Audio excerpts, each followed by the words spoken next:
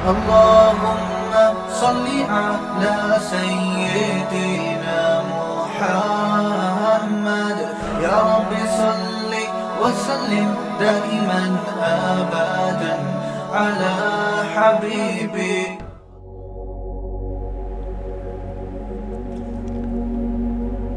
کہ لوگوں کا حساب قریب آ رہا ہے لیکن وہ غفلت میں اعراض کر رہے ہیں، اگنور کر رہے ہیں۔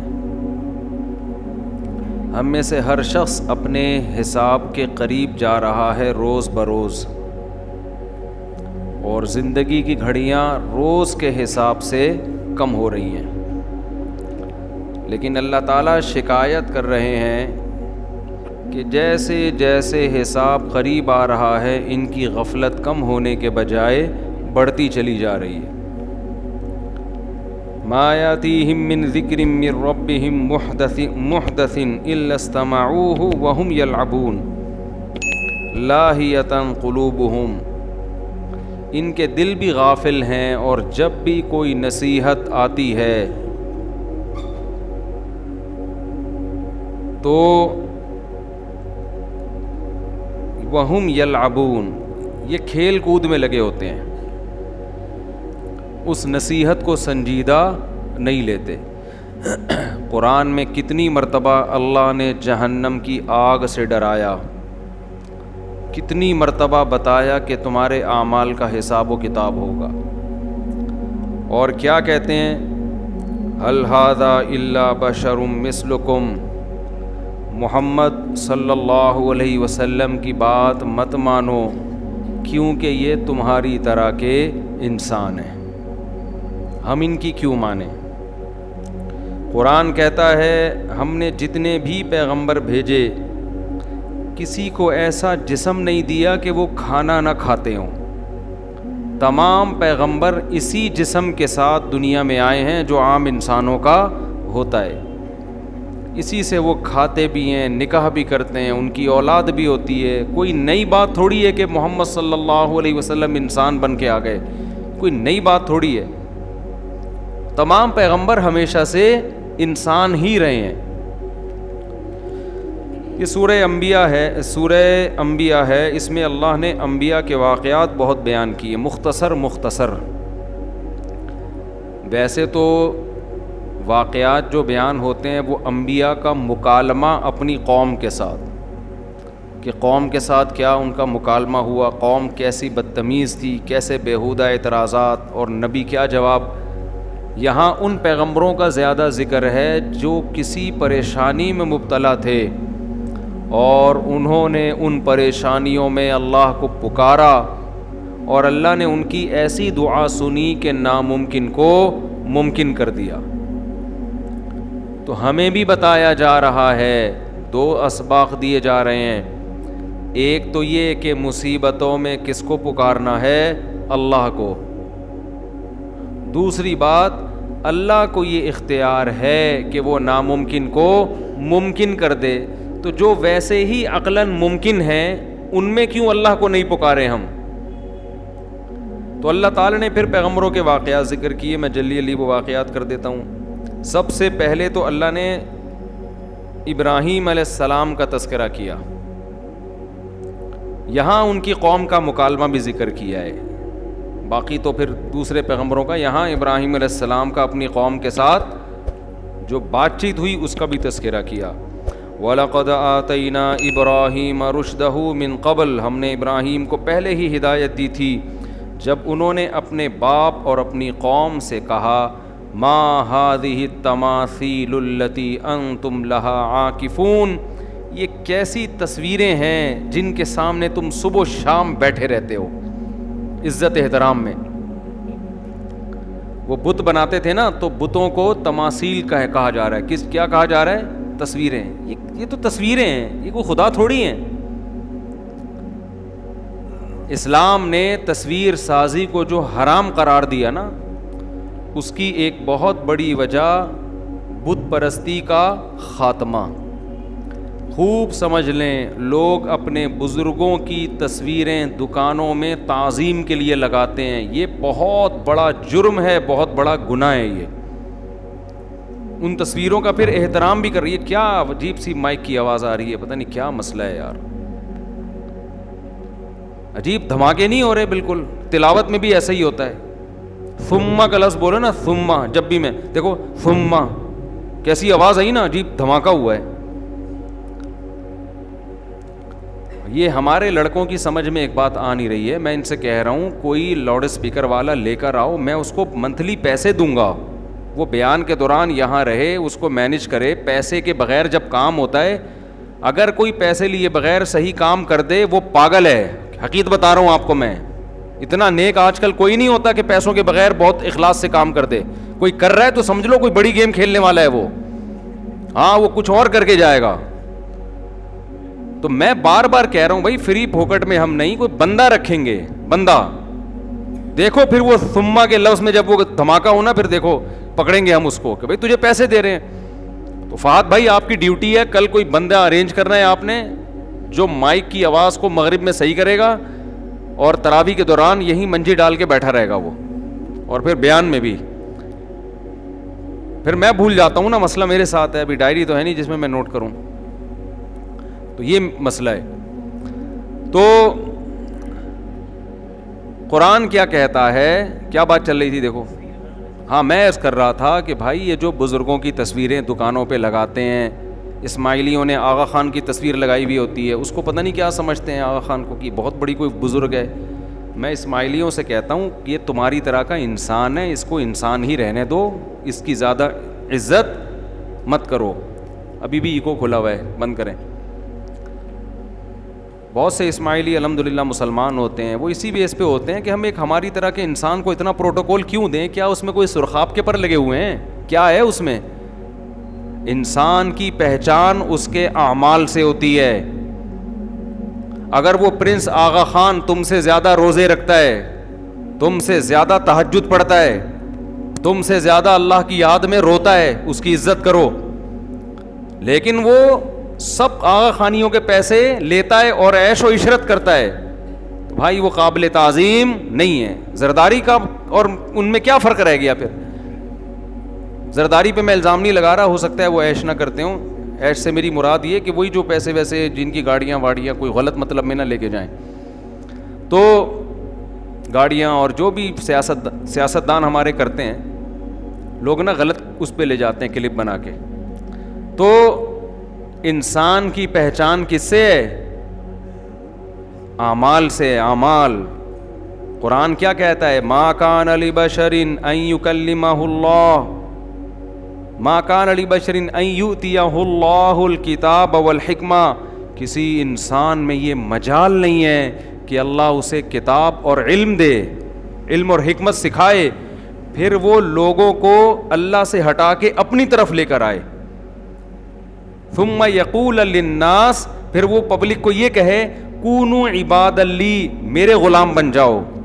نا نا نا, اللہ کہتے ہیں جس کو اللہ علم اور حکمت دیتا ہے وہ لوگوں کو اپنی ذات کے گرد اکٹھا نہیں کرتا. ولیکن, بلکہ وہ کیا کہے گا؟ کونوا عبادہ, وہ کیا کہے گا کہ اللہ کے غلام بن جاؤ. ما کان لبشر ان یؤتیہ اللہ الکتاب والحکمہ ثم یقول للناس کونوا عبادا لی من دون اللہ ولکن کونوا ربانیین. وہ کہے گا رب والے بن جاؤ. آغا خانیوں میں کیا ہوتا ہے؟ خدا کے غلام بنتے ہیں یا اپنے پرنس کے غلام بنتے ہیں؟ تو پرنس کے غلام بن رہے ہیں, وہ جو بول دے مان لیتے ہیں. عیسائیوں میں یہی تو جرم ہوا تھا کہ پادریوں کو خدا بنا لیا تھا. پادریوں کو یہ حق حاصل تھا کہ وہ حرام کو حلال کر دیں اور حلال کو حرام کر دیں. یہ رائٹ تھا ان کے پاس, وہ چرچ میں تبدیلی کر سکتا تھا چرچ میں بیٹھ کر. مسلمان علماء نے کیا کیا؟ ہاں مسلمانوں میں جاہل گمراہ علماء بھی ہیں. جاہل سے مراد جو عملی جاہل, انہوں نے تبدیلی کی دین کے اندر اپنی طرف سے, حلال کو حرام اور حرام کو حلال.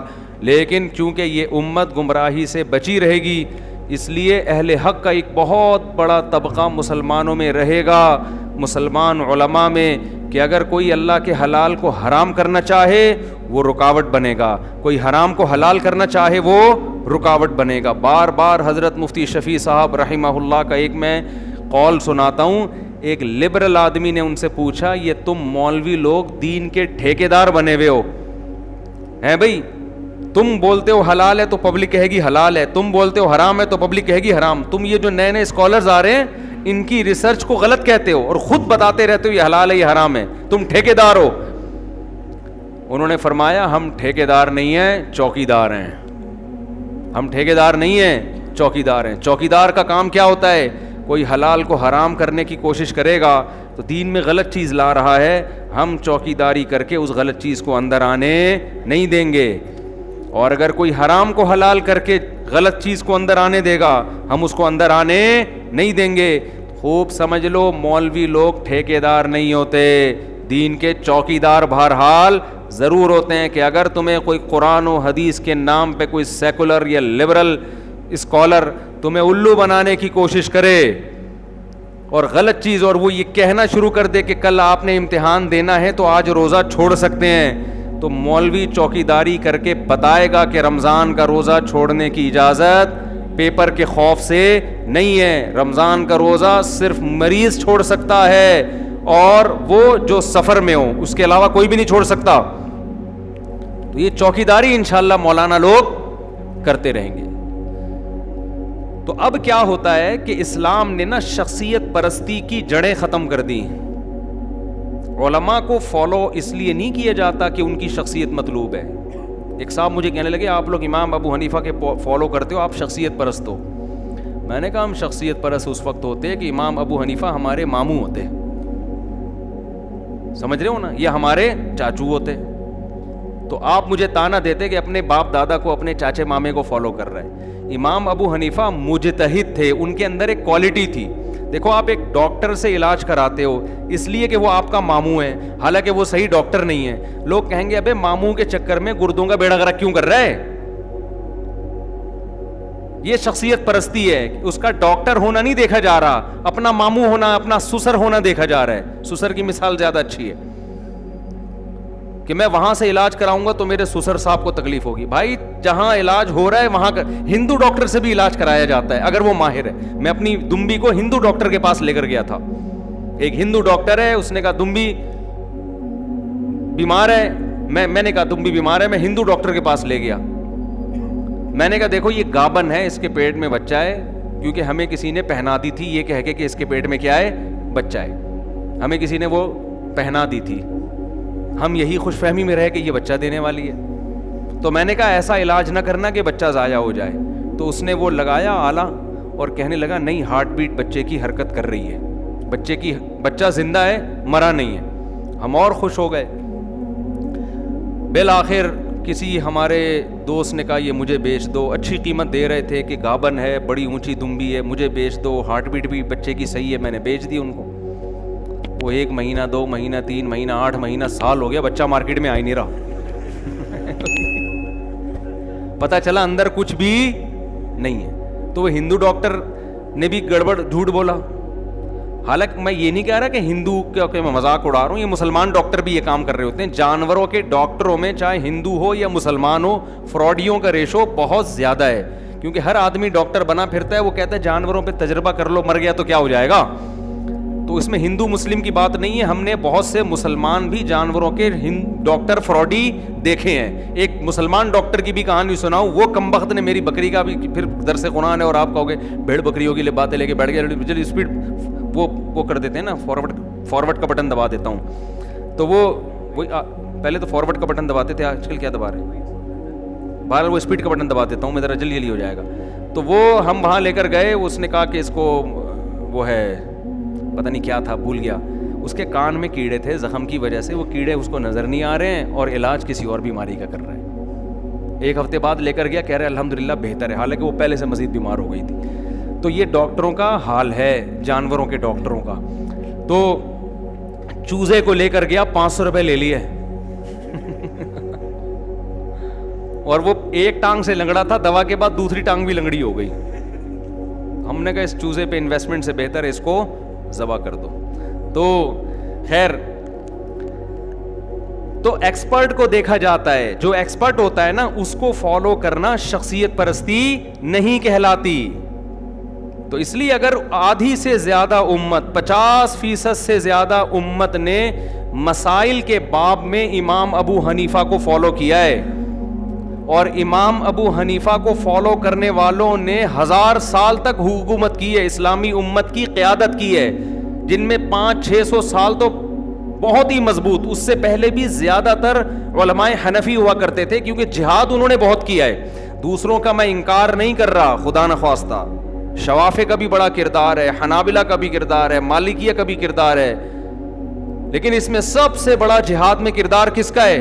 حنفی۔ اور آج بھی ہے، افغانستان میں دیکھ لو، آج بھی سب سے بڑا کردار کس کا ہے امت کی قیادت کرنے میں؟ تو جس فقیہ کو 50% سے زیادہ امت اکیلے ایک کو فالو کرتی رہی ہو، علم کی بیس پر، چاچا ماموں ہونے کی بیس پہ نہیں، تو اس کو فالو کرنا شخصیت پرستی نہیں کہلاتا۔ آپ یہ کہہ سکتے ہیں کہ امام ابو حنیفہ کا کوئی قول اگر قرآن و حدیث کے خلاف ہو، پھر امام ابو حنیفہ کو فالو کرنا شخصیت پرستی ہے یا نہیں ہے؟ 100% پھر شخصیت پرستی ہے، لیکن خلاف ثابت کرنے کے لیے آپ کی دلیل کافی نہیں ہے، آپ اپنے مطلب کی حدیث پیش کر رہے ہوتے ہو، ابو حنیفہ کی جو دلیل ہے آپ اس کو پی جاتے ہو۔ ہم نے ایک بار نہیں درجنوں بار اس کا مشاہدہ کیا ہے، آپ ان کی دلیل پی جاتے ہو۔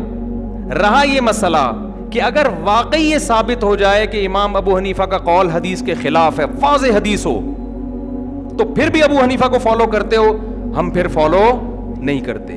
اور یہ زبانی دعویٰ نہیں ہے، ہماری فقہ کی کتابیں اس سے بھری ہوئی ہیں۔ کتنے مسائل ایسے ہیں جس میں فقہ حنفی میں امام ابو حنیفہ کے قول کو ترک کیا گیا ہے،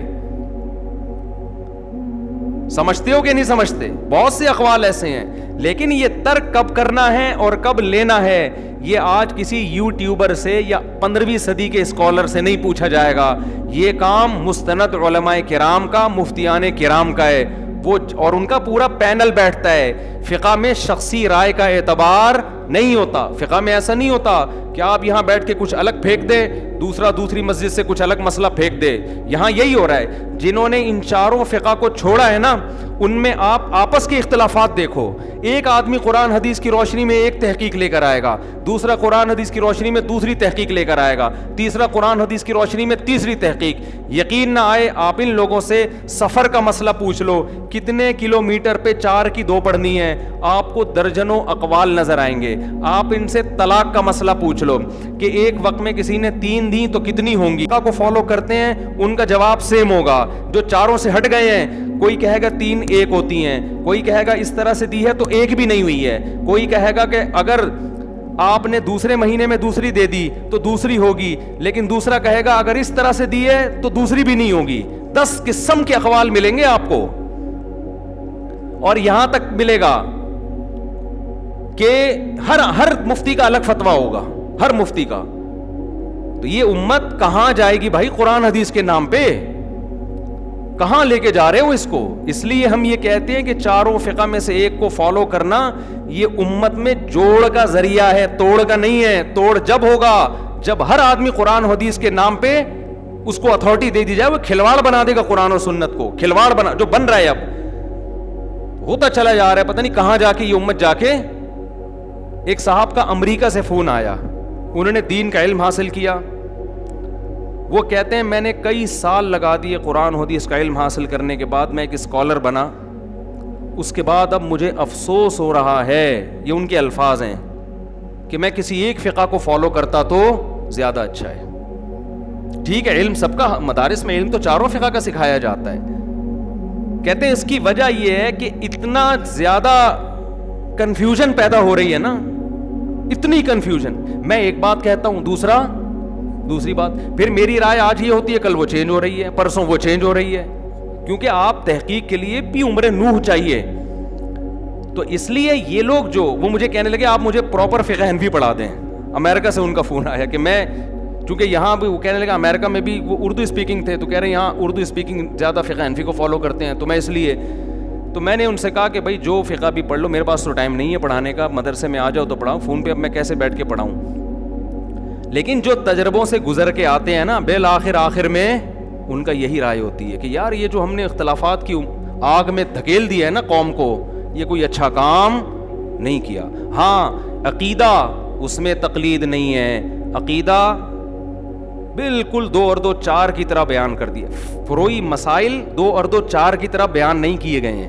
جو مسائل بیان کر دیے 2 2 4 کی طرح, ان میں کسی فقہ کو فالو نہیں کرنا. لیکن کچھ مسائل ایسے ہیں جن میں ادھر بھی حدیث ہے اور ادھر بھی حدیث ہے, دونوں طرف حدیثیں ہیں. ان میں جب تک آپ ایک کو فالو نہیں کرو گے امت بالآخر ٹوٹتی چلی جائے گی. خیر کہاں سے کہاں بات چلی گئی. تو عقیدے میں کوئی تقلید نہیں ہوتی. اسی طرح اجماعی مسائل میں کوئی تقلید نہیں ہوتی. 5 نمازوں میں امام حنیفہ سے تھوڑی پوچھیں گے ہم, یہ تو واضح اجماعی مسئلے ہیں. تقلید وہاں ہوگی جہاں امت میں کیا ہوگا, اختلاف, اور اختلاف وہیں ہوتا ہے جہاں دلائل دونوں طرف ہوتے ہیں. اس میں آپ ایک فقہ کو فالو کرو اور دوسرے پہ اعتراض نہیں کرو. تو یہ شخصیت پرستی پہ بات آئی تو میں نے آپ کو بتایا.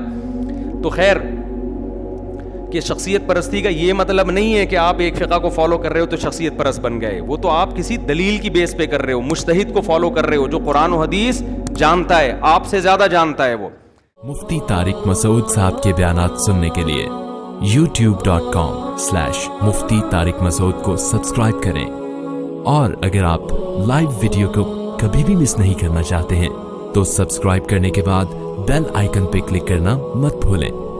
جزاک اللہ.